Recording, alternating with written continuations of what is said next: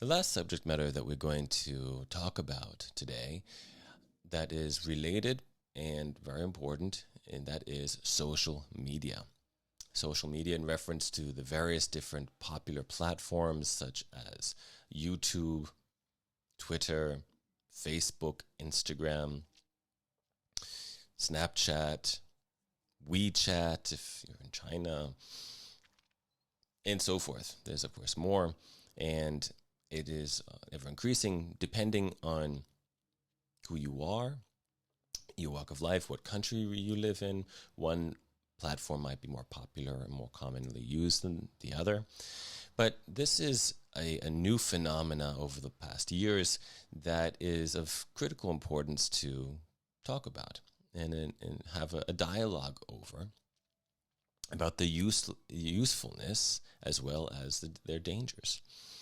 And this is something that, well, we are simply observing increasingly so, and because they are particularly new, relatively new, we still don't know the long-term effects of these remarkable phenomena. Why are they called social media as opposed to the media in reference to corporate media, you might say, meaning large corporations, large companies that have vast resources, whose sole objective, one might think, is to deliver the news about what is going on, what is happening locally, internationally. They are conveying what is going on, what's happening, right? Well, why call it media is from the Latin medium, which it essentially refers to the middle, intermediate, the mediation. What is going on essentially is there's an event that's happening, and then there's people who don't know about the event, and there's an intermediation between the two, right? The middle person who is observing or encountering, experiencing the event, who then is communicating the information about that to other people who are absent and don't know about it, right? Which means essentially that when you are hearing news about events that are taking place, you're not experiencing those events, you're experiencing the events through the mediation of the media, all right? Their presentation of it. And because people are people, and, well, we strive perhaps for objectivity, but nevertheless, we can't hardly avoid being subjective. And therefore, we always wonder if whether or not the information being delivered to us by the medium about the events, whether it is truthful or not, whether it's accurate or not, whether it's comprehensive or not, or are we being manipulated in one way or another concerning the presentation of the events themselves. All right, so that's the basic idea. Now, social media is remarkably this new phenomena where we bypass the corporation. We bypass the large company, so whether it is, well, depending on where you live, of course, there are going to be different names. Well, now, who are the medium but people themselves? All right, who bystanders, people who experience it, people who are active, people who are delivering that information. And the same holds true. People are the medium now. Everybody is the medium to everybody else. Everybody is delivering the information of whatever it is that is being encountered or communicated and conveyed. And therefore, we have the same question. Is it true? Is it objective? Or not? Well, let's start to talk about the impacts of these things, breaking it down into essentially two different categories. What is useful about social media? What is dangerous about social media? And then have conclusion remarks. All right. So, first of all, the useful function in social media obviously relates to communities. I say obviously is because there is something that is powerful that is attracting us. There's something that is directly capturing our attention. And what is that? Is essentially other people, all right? The lives of other people, whether we know them or don't know them, but particularly those whom we know are even more so interesting. And that is part of why the massive success of Facebook and Instagram, for example, more so Facebook, in regards to the people you know, your family members, your friends, your co-workers, people you know from your past, whether you went to school or going to school with them, and so forth. People in your community or various circles of community. Well, let's be somewhat clear about what is community.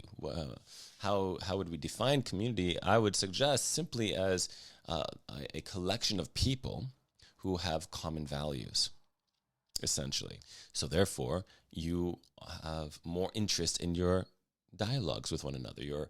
The exchange of information is more important to you, because we are social creatures. We are created by God to need to be together.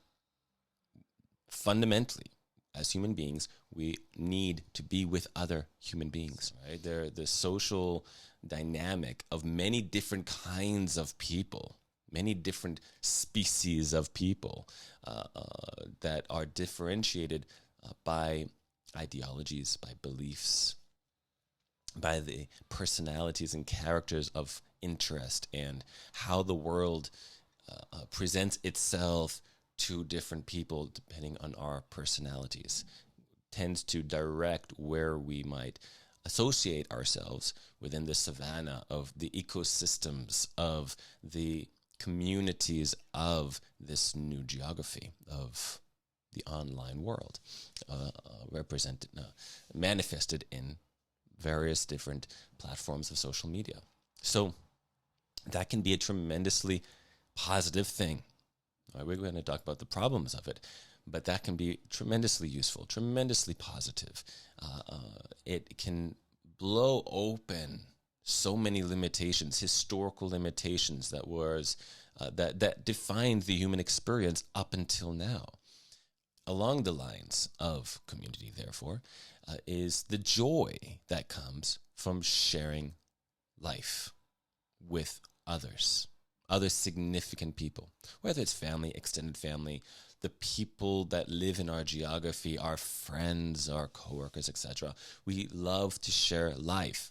But more than that, we also love the good gossip of life. Even those of us who strive to not be gossipers, we still really love to hear a good story about other people whom we know, either directly or indirectly.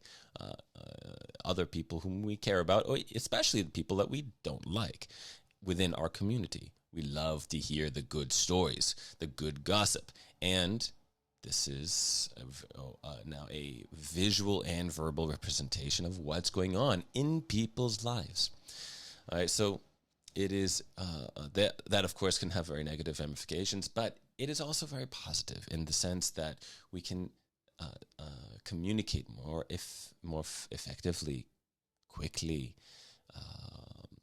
what's going on in our life to other people. What's going on, and we can see what's going on in other people's lives.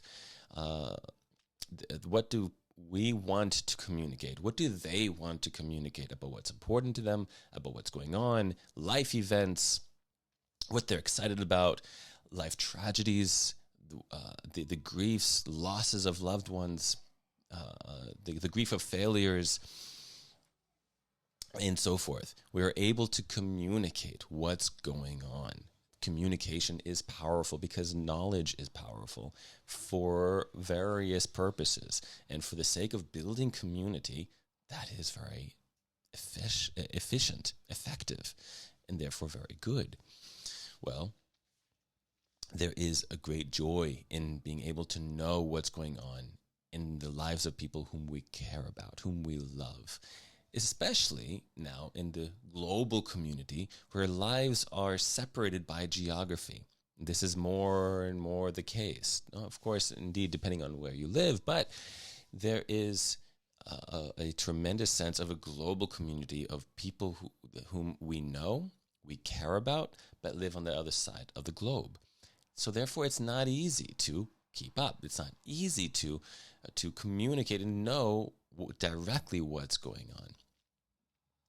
It has its tremendous downside as well. But we have to recognize the reason why it is so successful is because it's so great. It's, however, also a great tool in organizing events and activities. Right? When we have communities, then we have activities of life that we want to share together, activities that we want to participate one with another, particularly local events. Well, social media has been used very efficiently, very effectively in organizing, both on a small scale as well as a large scale. All right, and this is tremendously powerful because you can communicate quickly, and because everybody's on their smartphones and everybody's getting the notifications, then you can organize and you can communicate to vast numbers of people quickly, in the now, and move and act right now. Now, of course, that's not always necessary. When it is necessary is during certain activities such as political movements and demonstrations and riots. Okay, so this has been used in a tremendously effective way. I remember a couple of years ago when visiting my wife's family in Hong Kong, was during the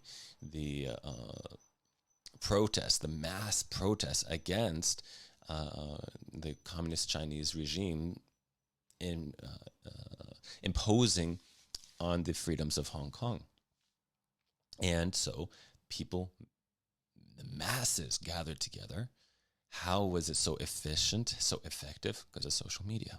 They were able to communicate and to experience that. Hundreds of thousands of people, even million people coming together like this was powerful. It's amazing. And that wouldn't have been possible necessarily in the same way, particularly in our modern context, without social media. So it's an amazing tool for organizing and organization, both on the small scale and the massive scale. It is a tremendously powerful marketing tool that is now in the hands of everybody, not just the marketing companies, but now anybody and everybody can market themselves, their products, their ideas. Everybody can produce themselves, be a producer of their skills. They can promoter of their capacities, their abilities.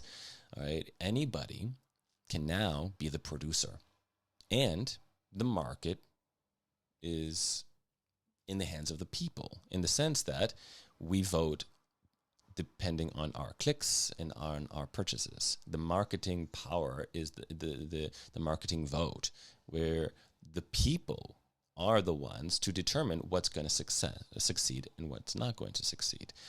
And along those lines, therefore, also a very useful way of using social media is to know the time in which we live culturally, to be able to observe the changing trends within culture. Now more than ever before, it seems that cultures change so quickly.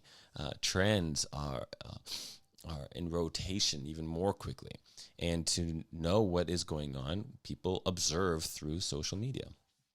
Others whom they like, aspire to, admire for one reason or another, they observe and they emulate, they copy. Now, that also has tremendously negative impacts as well. But to know what's going on, to know the time in which we live, what more effective and efficient way than through social media?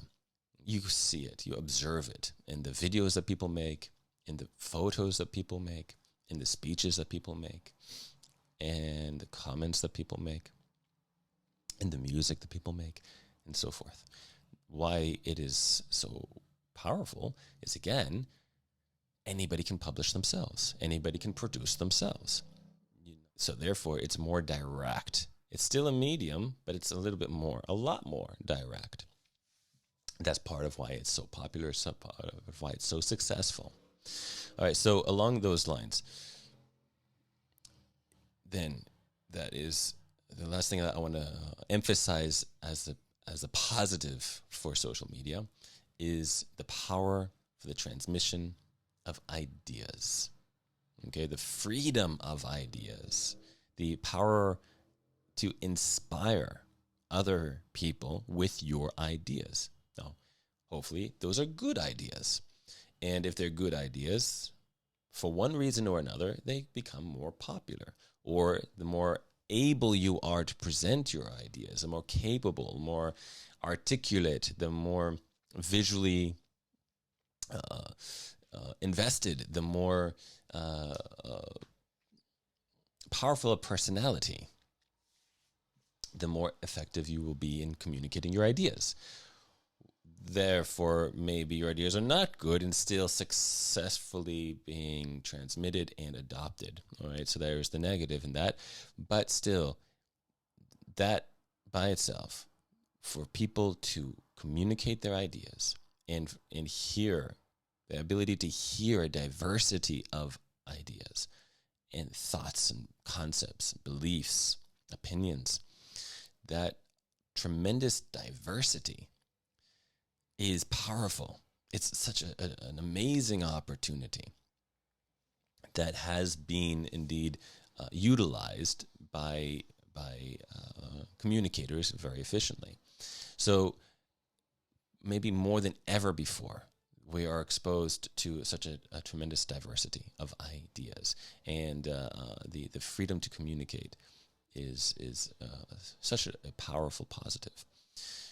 So when we are thinking about doing that, therefore, when we want to communicate our ideas to others, if you have thought through a concept well, it's often not the case, but if you have, then you are able to inspire others with it. One of the ways in which you can assess, or we can assess, whether you have thought through an idea well is whether you are communicating in an inspirational way or in a way that is feeling more like a harassment. You're imposing your ideas on others.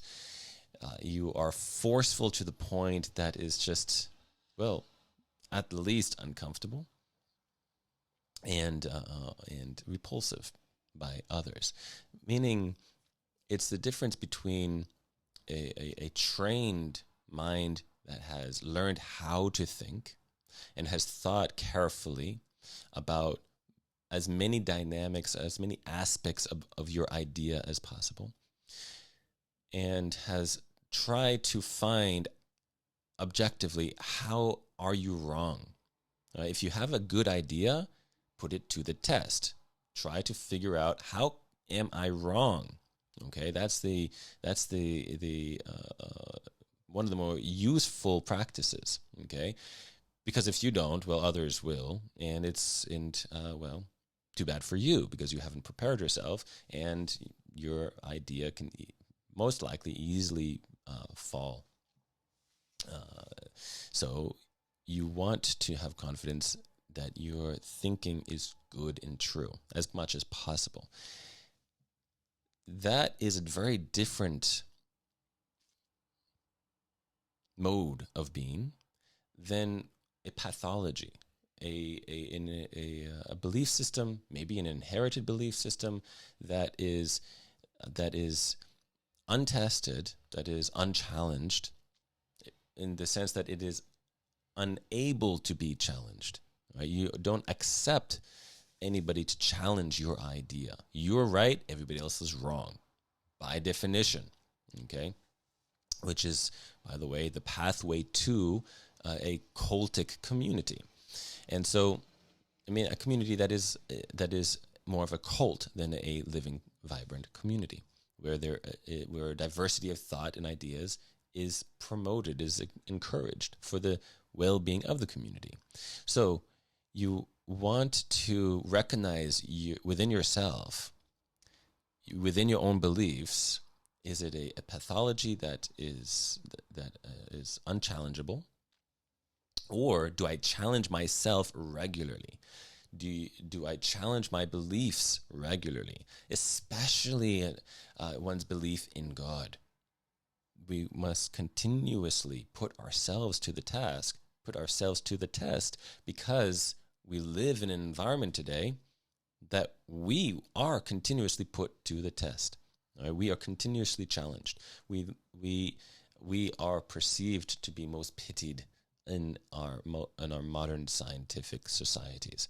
So, hell, if we believe, we have to have good reason, and we have to be well prepared, and we have to be well thought through in order to be an inspiration, in order for our belief to have the power to bless others.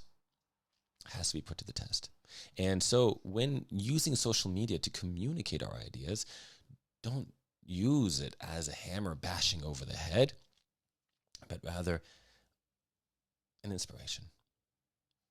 Motivated by love, motivated by the desire to bless and to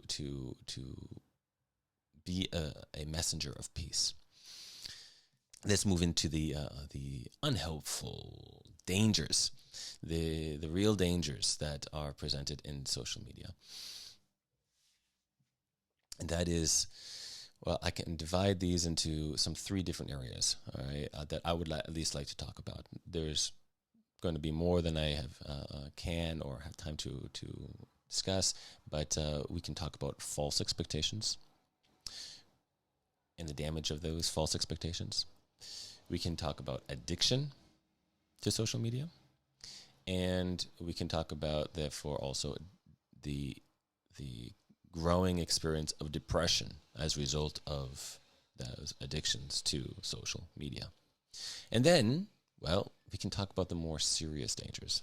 So those are bad enough, but there are tremendously more important dangers that I would like to point out. And what do I mean by false expectations? When we are seeing through social media, Facebook, Instagram, Pinterest, YouTube, Snapchat, TikTok, and so forth. But when we are seeing, reading, hearing other people's lives, we have the opportunity to compare them with our own lives. We have the challenge of doing so. Now this is very much dependent on personality. I very rarely have this problem personally, and I know others also don't have this problem personally, of comparing my life with the lives of others that I observe. When I observe other people's lives, I'm happy for them. I'm joyful for them. But many people don't have that experience. Many people see other people's lives and compare with their own lives and have a negative response. Whether we are looking at other people who are much more beautiful than us. Maybe our perception of ourselves is that we are not physically attractive. We are not sexually attractive. So therefore, when we look at other people, now, as men, we are highly visual, okay? But women also are visual and oftentimes are going to have this problem when looking at other women who are particularly beautiful, sexually attractive, and just wishing, wow, well, she is so beautiful. She is so sexy. She is so perfect. I wish I was like her. And I'm not, and I can't be. I can't change how I am physically. I can't change how I look. I can't, I'm too fat. I'm too overweight. My hair is not straight. My hair is not curly. I'm not brown haired. I'm not brunette. I'm not blonde. I'm not red. Whatever it is, I'm not it. And therefore, oh dear, this has a very negative impact on us. We strive to change ourselves as much as possible. And attractive women are also being successful in their channels of showing their beauty tips and so forth, and that can be a positive thing. That kind of exchange of information is very nice and it's very useful, but it only goes to a certain extent. I can't completely change myself. So on a personal level, that can be so harmful. That can be so tragic. So, however, not beyond a personal level of myself as an individual, what about if I am married, my spouse? If I am looking now, whether I'm a man or a woman, I'm looking at other men and women online who are particularly attractive, and what goes on in my mind is, well, she is so hot, he is so fine. Wow, my partner isn't like them. My wife, my husband, my spouse is not amazing like this person that I see and I think is amazing, is perfect. Wow, that is tremendously damaging. That is a tremendously impactful tragedy, and is what also happens. So beyond my desire to change myself is the inability to also change my spouse. Change them into what? Into the likeness of what I wish I had. Okay? And along those lines is the material wish. I wish I was more individually. I also wish I was more materially. I wish I was more wealthy, not just attractive, but attractive through wealth. I wish I had more material possession. And no matter how much material possession I have, I'm always going to see the greater wealth of others and wish I had that standard. Okay, so it is observable that people who live in more impoverished environment observe each other at the same standard of economic hardship, experience less greed than those who live in a diversity of an economic environment. Meaning, I'm only as poor as the next person who is wealthier. All right, so I observe others who have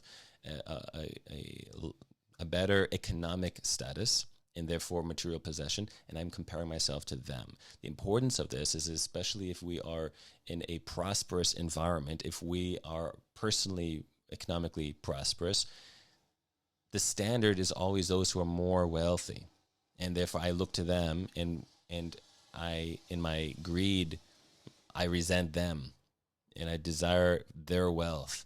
It is one of the tragedies of the human experience.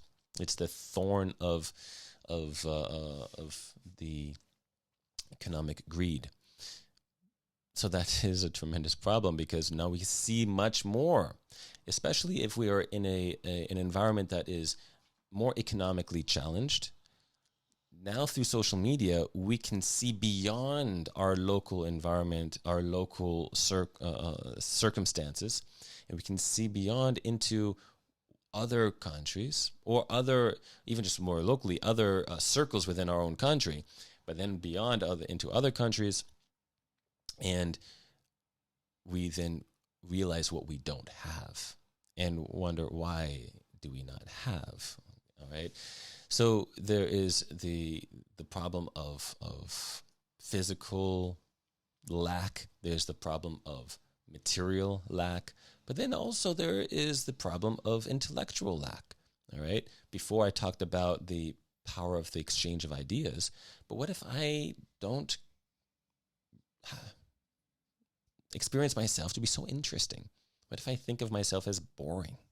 I don't have anything to say. I don't have anything to contribute. At least this is how I perceive myself.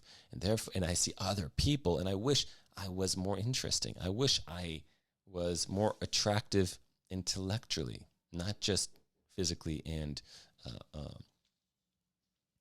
materially. So this is a tremendous problem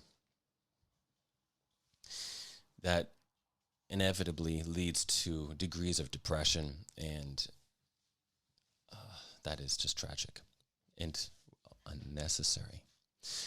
In addition, then, is the along those lines, then, is the second area that I want to talk about, and that is the problem of addiction. Okay, it's remarkable how destructive the experience of social media can be, that then captures our attention and addicts us to that which is harmful.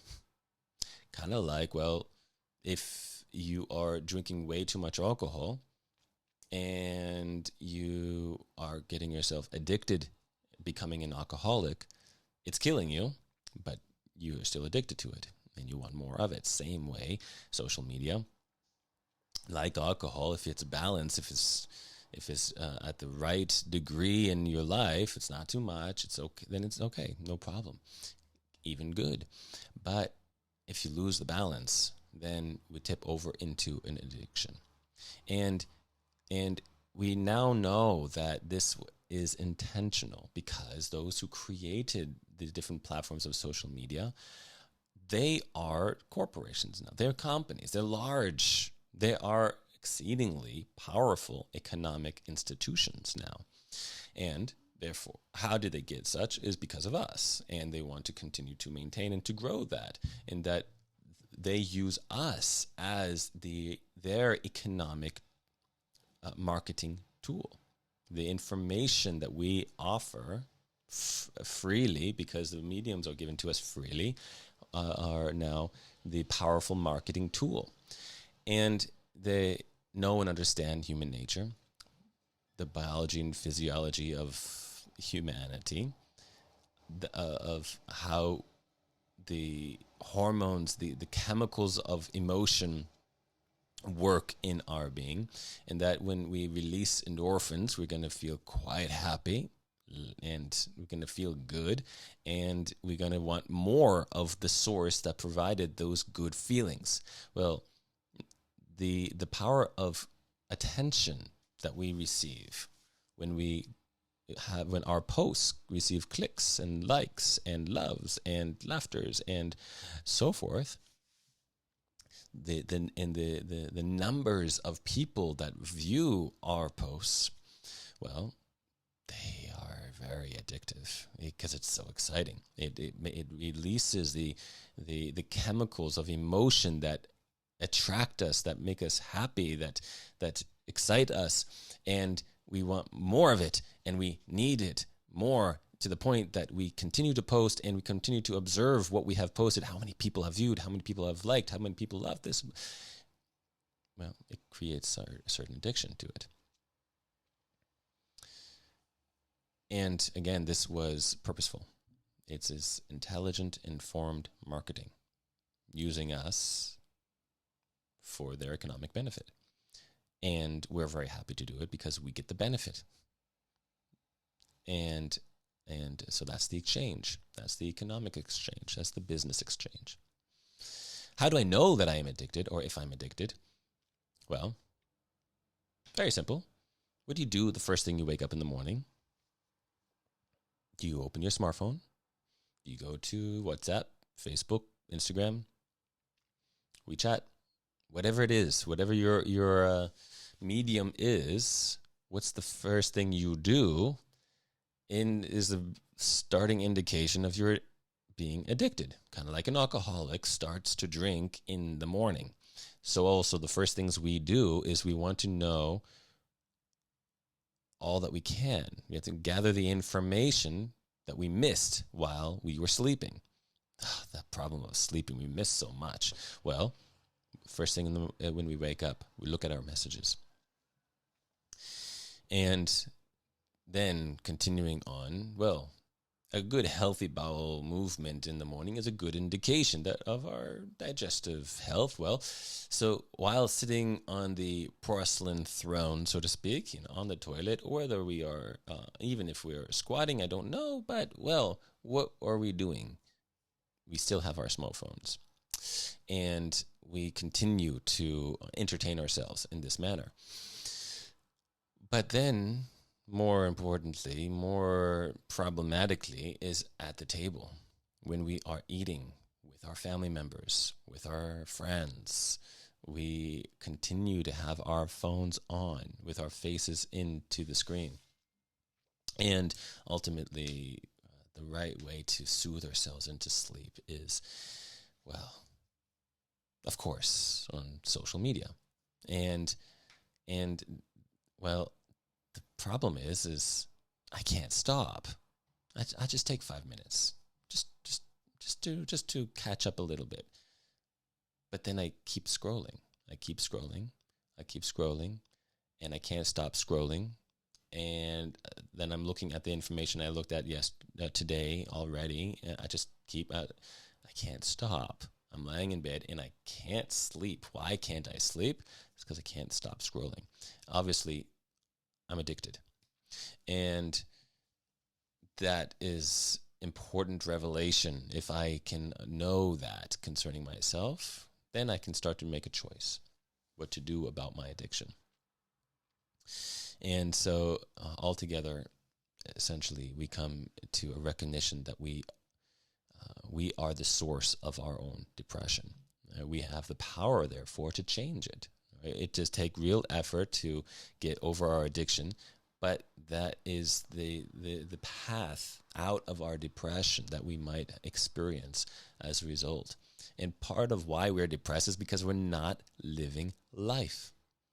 We are witnessing other people's lives, but we're not living our life. And this relates to an important principle that God teaches us at Mount Sinai. In the 10 words, the 10 commandments, the 10 utterances. The 10th is, do not covet your neighbor's house. Not his wife, not his nothing in your neighbor's possession. To understand the commandment, it's useful to put it into the positive. What would be the positive? Do not covet your neighbor's house is to desire. Covet means to desire, right? Desire your own house, meaning your own life. What do you have? You're not going to see it. You're not going to know what it is that you have already in your life as long as you're looking at other people's life, as long as you're looking at other people's possession, activities, adventures. You're not going to be looking at your life, and therefore you're not going to appreciate what is already in your life. Even if it is little in comparison to others, what is already given? Desire that. Desire who you are, your physical house, your bodily house, your metaphoric house. Who are you? Desire that. Don't desire what's been given to others. And that is a wisdom to deliver us from the depression that might plague us. Now, I want to cross-reference this to our creation story in the second chapter that I ran out of time essentially to go into the detail of, talking about the foundation of family for our society and how that is the central theme of the creation story in chapter 2, creation of the face-to-face relationship between man and woman. It's not good for man to be alone. Meaning, to be good in the creation story is to live by your created purpose. And for what purpose were we created? To live in the likeness of God as we rule the creation. We rule in the likeness of God for the benefit, the blessing of all creation. Well, alone, it's going to have a hard time to do that. remarkably, when God created light, he saw and said it was good. When God created the beasts of the field, he observed and said it was good. When God created humanity, he didn't observe and say it is good. But instead, he looked at all that he had made and said it's very good. Wow. Well, that indicates to us that together with all of creation, we are very good. Separate from all of creation, creation is not very good.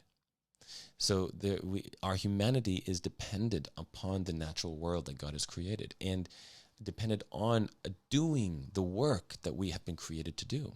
But alone, it's not good for man to be alone. So let's make for him a face-to-face helper. Ezer kenegdo. Ezer, helper. Keneged is positioned face-to-face. That is how we realize the likeness of God, the image of God in us, and how we manifest the blessing of God to be fruitful, multiply, fill the earth. And in doing so, also how we will function as the caretakers of the Garden of Eden, the creation of God. How do we do that? For this purpose, man shall leave his father and mother and cleave to his wife. And the two become one flesh, that oneness, the unity. And they were naked without shame. Well, we'll come back to that in a moment. But that unity, being face to face, naked, meaning I see you and you see me, and I know what you see when you see me. I am exposed without shame, without guilt, without fear. And in that knowing of one another, we are unified. The cleaving, the commitment to one another, we are unified as one flesh, one life. People often ask, young people, how do I know who I should marry? Well, one simple marker is, do you hold common values and therefore common goals or desires for life? You don't need to think and believe the same on everything. That preferably not, maybe. But you have to have the same values, the same intention of direction of life so that you can build it together, face to face. And why I'm going into this is because of the danger, the fundamental danger that we can observe through our smartphones and social media that is disrupting that family unity, the experience of being face to face in our homes, at our dinner tables. When we sit together, do we allow the smartphones to be on the table? People reading, whether it is this or that, or watching whatever. As long as our faces are in the phone, it's not with each other. We must put them aside, at least at the dinner table, at least when we're together, at least. Otherwise, we're no longer face to face. We might be looking at each other's pages, posts, while sitting with one another. It is disrupting the unity of marriage that then provides the wholeness and the peace of the household for the children to grow up within. That is the foundation of a healthy society. And that's what, therefore, a danger that is extending from the individual to the society because of its breaking of the family experience. Now, just quickly to make mention of some serious dangers. Unfortunately, quickly because, time is up. But essentially, if those dangers weren't enough, there are some very serious dangers, and that I would put on the top of the list maybe is sexual manipulation and trafficking. Sexual activity has always been a great motivation for slavery in human societies. And slavery has always been a component of human societies globally. And still is today. And the sex trade is a newer, there's no evolutions of slavery in the sex trade. And a very dangerous and effective way to harvest new bodies into this sex trafficking is through social media. All right, so young girls, especially, but also boys, have to have the monitoring of significant others to make sure that they are aware that the dangers, that they can be found, manipulated, and captured through the uses of social media. So sexual manipulation in its various forms is a really big deal. Even if it's not going to result in trafficking, enslavement, but especially true for teenagers, and that age is getting younger and younger, where they might be manipulated or pressured or willingly showing their own bodies on to their other friends. It is a significant problem, a significant danger, where not only are we learning that our value is physical, our value is in our appearance, our value is in our sexual attractiveness, but we give that away so freely, so thoughtlessly at such young ages through social media. Right? This is a danger that parents have to be very proactive in educating about and preventing. So that I would put at the top of the list, how social media is used for the sex trade, for trafficking and enslavement, or just loss of innocence. And that relates to an earlier point that I made before, but I should emphasize more so now, more than ever before in history, do people, now I would focus on males, on young men and boys, have access to the most beautiful, most sexually attractive woman than ever before. And I'm not just talking about pornography, but just pictures.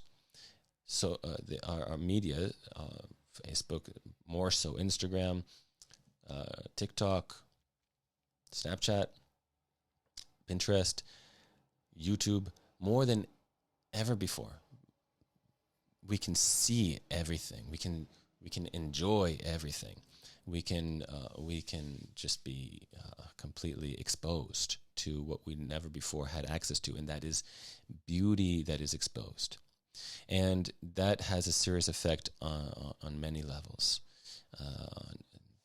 I'm out of time to go into the details of that, but it has a tremendous effect on ourselves, our mental health, our physical health, our relations, the health of our relations. So that is a significant danger that must be countered, must be addressed. All right, so I am out of time. I have more details in my notes that you can go through, but also physically I'm not able to do more. In conclusion, one simple thing that we can do about the problem of social media is just to live a balanced life. And how do you do that?